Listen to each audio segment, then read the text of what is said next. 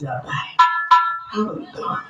ये जो जीवन अनमोल मिला है और ये पुनः पुनः नहीं मिलेगा, नहीं भटकना पड़ेगा।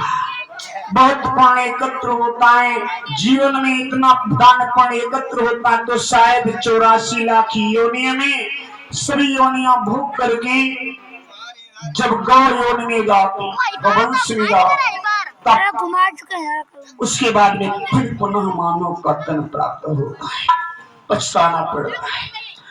एक मनुष्य केवल भागवत की पोथी सुन सकते हैं, भागवत की कथा सुन सकती है, एक पशु नहीं सुन सकते।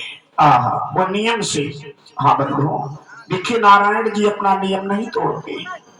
नारायण जी भगवान हम आपको धूप देके सुंदर ऊर्जा प्रदान करते। और हाँ, अब ऐसी कथा सुनने चले। देखिए रात की बेला में प्रथम अध्याय में कथा थी ज्ञान भक्ति वैराग्य की। नैन में गोकर्ण दंडकारी का चरित्र आपने सुना। गोकर्ण ने अपने भैया दंडकारी का उद्धार किया। अब उसी के आगे कथा आप सुन रहे हो। देखिए भागवत की रचना कैसी हुई।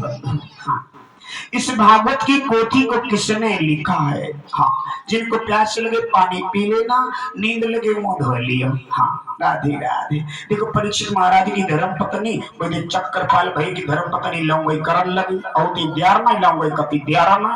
राधे राधे। जाके खपड़ी पिराए वो खपड़ी ने पर सीतारा पकड़ आए।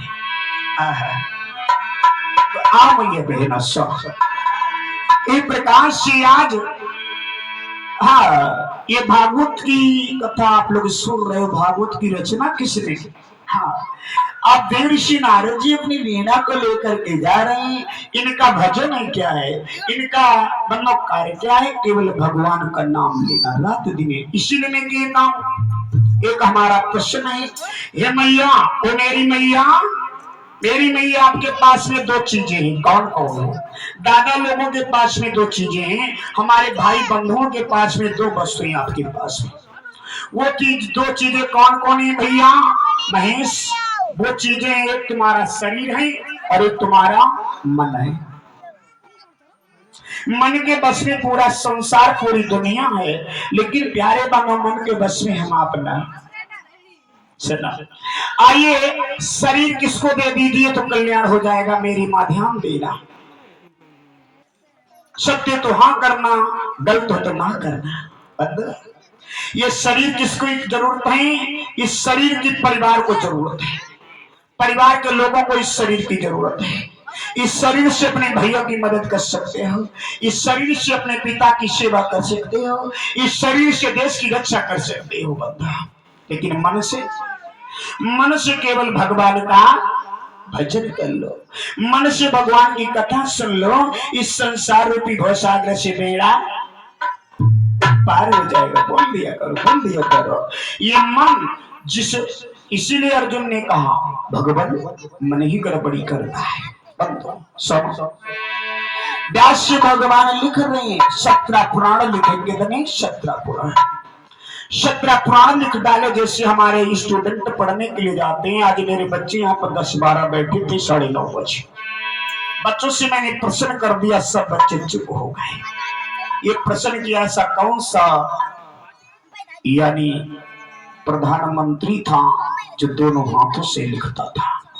इसी तरह ग्राम में किसी बच्चे को नहीं मालूम था, लेकिन जिनके माता पिता धन्य वो माँ, जो मैया सच्चा ज्ञान देती है, उसका बच्चा एक पढ़ लिख के सुंदर देश की रक्षा करता है। ये माताओं का अधिकार है। मेरी मैया, तुमने जैसे अपने पेट के अंदर अपनी संतान को पालन पोषण किया है, 9 मास तक सेवा की है, उसी प्रकार से इनको आगे ज्ञान की जरूरत है, मैया की जरूरत है। पहला गुरु कौन है? पहला गुरु कौन है? मेरी मैया। पहला गुरु कौन है? इन बच्चों की पहला गुरु माँ। उत्तर दो, पहला गुरु कौन है? माँ। इन बच्चों की पहला गुरु मैया होती तो कैसे? सुनो, अरे गुरु बिना धोने भी तरई न कोई हो, रामा रामा।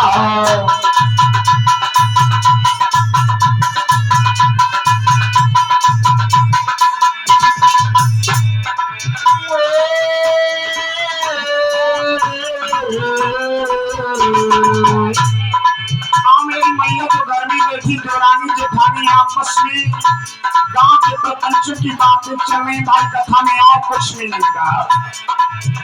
अरे गुरु बिना भवानी भी करे न कोई हो राम राम।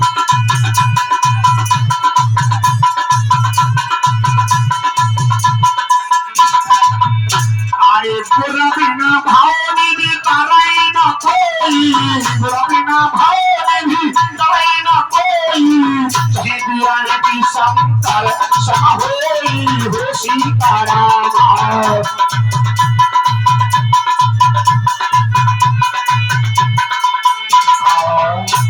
गुरु बिन भवानी भी करे न कोई, चाहे बिरल की शंकर सम होई। शांत भैया की मम्मियां भैया ने के बड़े वाले गड़बड़ी करें, गद्दी पर सीताराम करें। हम ऐसे पंडित है कथा वाचक हैं, हम दारू से नाराज नहीं होता। हम तो कहा सज्जन भाई पौवा पे दी पौवा हमको पिया दो कर, लेकिन पौवा बखाना। अब बारात में जाएंगे पहले पौवा को जुगाड़ करी भैया रामदास कि भैया को जुगाड़ चलता है, लेकिन पौवा अगर तुम नकली पौवा पियोगे प्यारे बना गड़बड़ हो जाएगा। अगर असली पौवा पी लिया तो जीवन का कल्याण हो जाएगा, मोक्ष मिल जाएगा। असली पौवा क्या है? घी वाला पौवा। जो मैया बहना अपने पुत्रों को घी सिखाना सिखा देंगी खाना, उनको ज्ञान मिल जाएगा। जब ज्ञान मिलेगा तो मोक्ष मिल जाएगा। जब मोक्ष मिलेगा भगवान के दर्शन हो जाएंगे। रख दो रख दो रख दो। हाँ क्या नाम बेटा?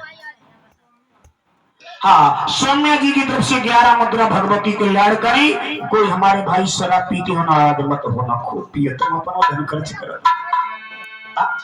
और देखिए मदिरा निकली थी, कल सुनाएंगे कथा अमृत की। ये दारू कहां से बनी, मदिरा कैसे बनी? हाँ बनो। और माता बहनों जिनके पति दारू अधिक पिए तो कथा सुनना जरूर आगे। अपने पति को कैसे ठीक करिए, आखिरी में बताइए भाई, नहीं बताइए नहीं रोटी नहीं मिल पाई है, क्योंकि आटा तो चाहिए हमें, आटा सूखे आलू चाहिए, और तब तो कथा सुनाई पाएंगे। आइए मैया बहना आप प्यारे बनो एक एक प्रश्न का। तो व्यास भगवान कथा लिख रहे थे, 17 पुराण कथा लिख डाली है। एक चीज बाकी रह गई, भगवान विष्णु आए।